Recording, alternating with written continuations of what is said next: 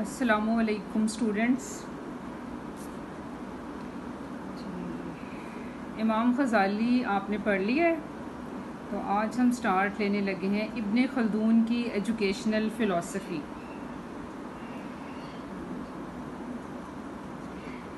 تھوڑا سا ابن خلدون کا بیک گراؤنڈ ڈسکس کر لیتے ہیں. ابن خلدون کا اصل نام ولی الدین عبد الرحمن تھا.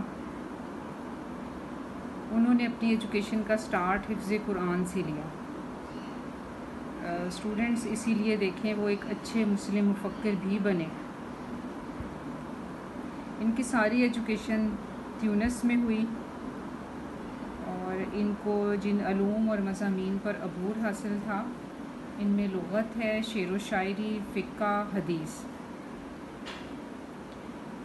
باقی کے مفاہیم تو آپ جانتے ہیں. فقہ کے بارے میں آپ کو بتا دیتی ہوں. فقہ سے مراد ہے اسلامک لاء، کہ اسلامی شریعت کا علم. ان کی کوالیفیکیشن ہو گئی جی. اب ابن خلدون کا پروفیشنل کیریئر اس طرح ہے کہ ان کی فرسٹ جاب تیونس کے امیر کے دربار میں ایز اے کاتب ہوئی. کاتب لکھنے والے کو کہتے ہیں، یعنی درباری معاملات کو ریکارڈ کے طور پر اس وقت لکھا جاتا تھا. تو یہ جاب انہوں نے سب سے پہلے کی تھی. سیکنڈ پھر یہ وزارت کے عہدے پہ بہت دفعہ فائز ہوئے.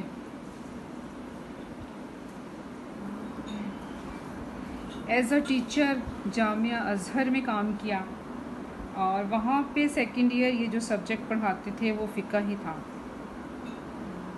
قاضی القضات کے عہدے پر بھی انہوں نے کام کیا. قاضی القضات سے مراد ہے سیکنڈ ایئر بڑا قاضی، یعنی کہ اس سے مراد وہ شخص ہے جس کے پاس جسٹس کی سپریم اتھارٹی ہو، یعنی کہ جج. اسٹوڈنٹس ابو جو ہم نے ابن خلدون کی جابس کا جائزہ لیا ہے، ان سب میں یہی بات ظاہر ہو رہی ہے کہ ابن خلدون ایک بہت اچھے مسلم مفکر اور ایک بہت اچھے ورکر رہے. لیکن جو ان کی شہرت کی اصل وجہ ہے وہ ان کی ایک تصنیف ہے، مقدمہ ابن خلدون. مقدمہ ابن خلدون کی ایک کتاب ہے جس میں انہوں نے مختلف سوشل ٹاپکس کو ڈسکس کیا ہے. اس میں ہسٹری، فلسفی، politics, economics, sociology, Arabic language, ان سب پہ انہوں نے لکھا ہے اس بک میں. لیکن اس کتاب سے علیحدہ جو اس کتاب کا مقدمہ ہے اس میں ان کا ٹاپک صرف اور صرف تعلیم اور تعلم ہے.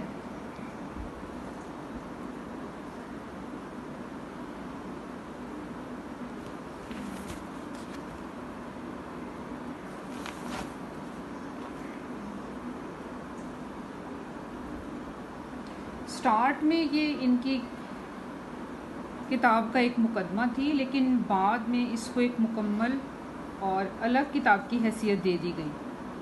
اس الگ کتاب کا موضوع صرف تعلیم و تعلم ہے اور اس میں انہوں نے صرف تعلیم کو موضوع بنایا. تعلیم کے مقاصد، curriculum, methodology, teacher student relationship, اس کو جس ماہرانہ انداز میں پیش کیا ہے وہ دور جدید کے مفکرین کے لیے بھی ایک گائیڈ لائن ہے. مسلم مفکرین میں امام غزالی کے بعد ان کا ہی نام آتا ہے.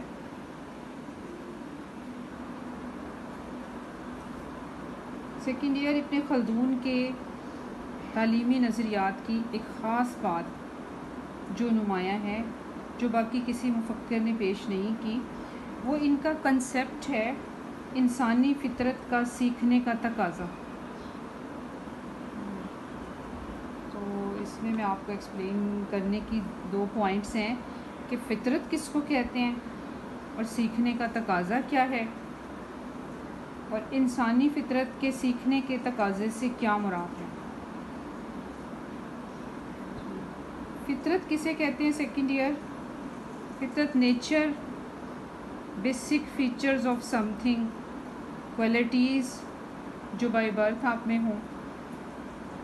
اور سیکھنے کا تقاضا، سیکھنے کے تقاضے سے مراد ہے کہ سیکھنے کے لیے مجبور ہونا. سیکھنا انسان کی جبلی ضرورت ہے، انسانی سرشت میں ہے یا انسان کی فطرت میں ہے. ان سب سے مراد ایسی چیز ہے جو اپنے کل کے ساتھ لازمی جڑی ہوئی ہے، یعنی کہ اس سے مراد ایسا جز ہے جو اپنے کل سے الگ نہیں ہو سکتا. سیکھنا انسان کا طبعی یا فطری تقاضا ہے. اس سے مراد یہ ہے کہ اللہ نے باقی تمام مخلوقات بنائی تو ان کو عقل نہیں دی تھی. انسان وہ واحد مخلوق ہے جس کو علم دیا. چیزوں کے نام خود اللہ تعالیٰ نے سکھائے. اس کا مطلب ہے سیکھنا انسان کی فطرت میں شامل ہے. جس طرح بطخ کے بچے کو آپ پانی میں ڈالیں تو وہ فوراً تیرنا شروع ہو جائے گا، لیکن انسان کے بچے کو آپ پانی میں ڈالیں تو وہ فوراً ڈوب جائے گا. تو یہ کیا ڈفرینس ہے؟ تیرنا بطخ کے بچے کی فطرت میں ہے، اسی طرح سے انسان کے بچے کی فطرت میں لرننگ ہے. تو اس کے سیکھنے کا پروسیس اس کی پیدائش سے ہی شروع ہو جاتا ہے. تو ابن خلدون کہتے ہیں کہ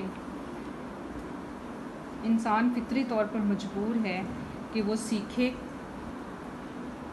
بلکہ ان کے خیال میں جس طرح خوراک، لباس اور رہائش وغیرہ کا حصول انسانی ضروریات کا ایک تقاضا ہے، اسی طرح حصول علم بھی فطرت انسانی کا ایک تقاضا ہے. انسانی فطرت میں سیکھنے کی صلاحیت ہی تعلیم کی بنیاد ہے. سیکھنا انسانی سرشت ہے اور انسان کو اپنی سرشت سے جدا نہیں کیا جا سکتا، اور اسی وجہ سے باقاعدہ ایک تعلیمی نظام مرتب کرنے کی ضرورت پڑتی ہے.